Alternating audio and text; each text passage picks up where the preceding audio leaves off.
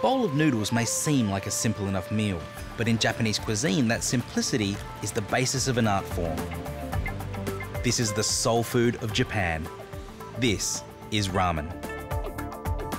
Over the past couple of decades, ramen has experienced an unprecedented boom here in Japan, and it's now this artistic expression of a love of food. There are 4 main varieties: shio, shoyu, miso, and tonkotsu, but within those 4 varieties, there are infinite possibilities.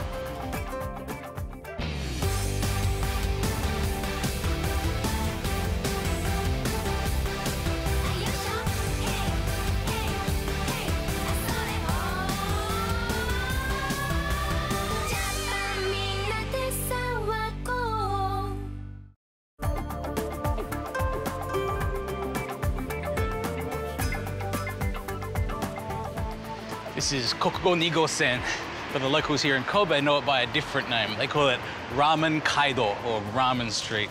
It's a very long street, it's about 10 kilometers long, but over that 10 kilometers there's about 40 different ramen restaurants. Over the years it's kind of grown and expanded, and you can go off into all the side streets here and find ramen of every size, shape and description. The first stop on my Kobe tour de ramen is Chemin Chiquita, a relatively new shop run by the ramen mad Chiquita brothers, who specialize in a very particular variety known as tsukemen.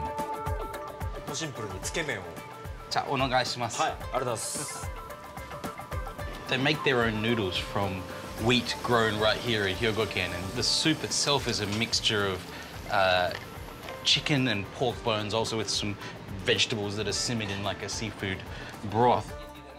Tsukemen's very different to normal ramen, so it doesn't all come in one bowl. It comes with noodles separate, the soup separate again, and you kind of put them all together into your mouthfuls one by one. Arigatou gozaimasu. Oh.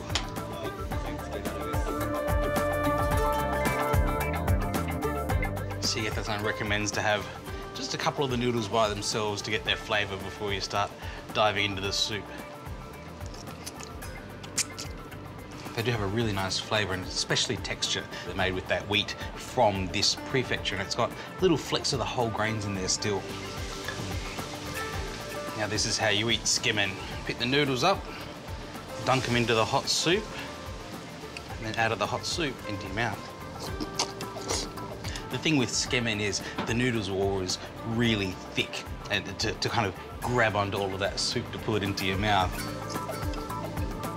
The interesting thing about ramen is it's often described as the universe in a bowl. What other dish do you know where you've got seafood and chicken and pork and wheat? It's kind of the land, the sea and the air all brought together in one dish, and that's what makes it so fascinating.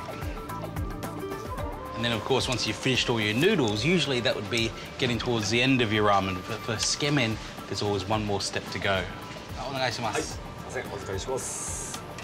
Bowl of the diluted soup is the perfect way to finish a meal of tsukemen. Worship.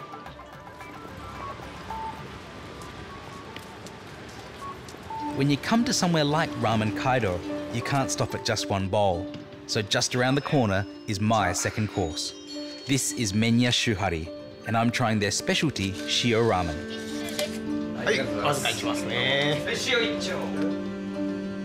Whenever I get a new bowl of ramen put in front of me, I always kind of want to take it in with my eyes first, just to see what's different. You can see this one has got some chicken, some pork, chashu there as well. The things that stand out for me are these little sakurebi, the little prawns or dried shrimp that are on top there. Some very, very long, flat noodles with just a little wrinkle in them. They're not wavy, they're not completely straight.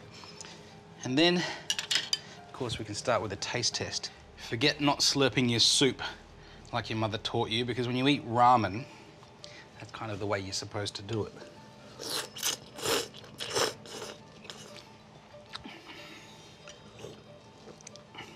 This is a shio ramen, which is usually quite a light style of ramen, lighter than your miso or tonkotsu or even your shoyu ramen usually. But what sets this apart is it's actually quite thick, with quite a strong flavour from the seasoned oil. So it's chicken and pork based, but it's also got a strong seafood element to it as well. That's the thing I love about ramen. There's thousands of different ramen places all around Japan, and every single bowl is different to every other. Now, I probably should stop, but I just can't help myself. Around the corner is one of Ramen Kaido's most popular shops, Ipposhi, famous for their tori-paitan. こんばんは。じゃあ、何がおすすめですか？おすすめはラーメンです。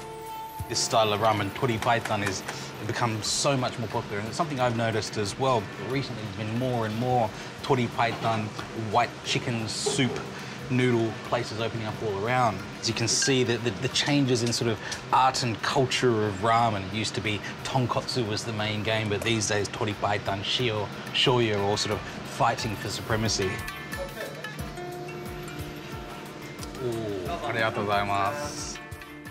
It's a stunning bowl of ramen, it really is. Quite striking in its colour.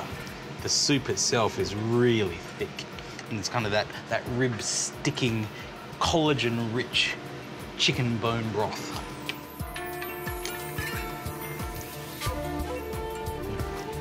Oh, it's just wonderful. The noodles are really, really chewy, mochi-mochi, I would say, in Japanese.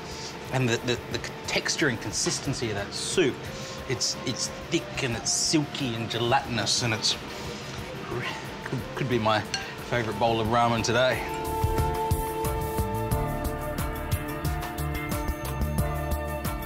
Ramen's not a stationary thing. It's been around in Japan for centuries, but it really boomed after the Second World War when servicemen returning back to Japan would open up little ramen stalls on the side of the road and help rebuild the Japanese economy. It's a kind of culinary and cultural past, present and future of Japan, and it really is the universe in a bowl.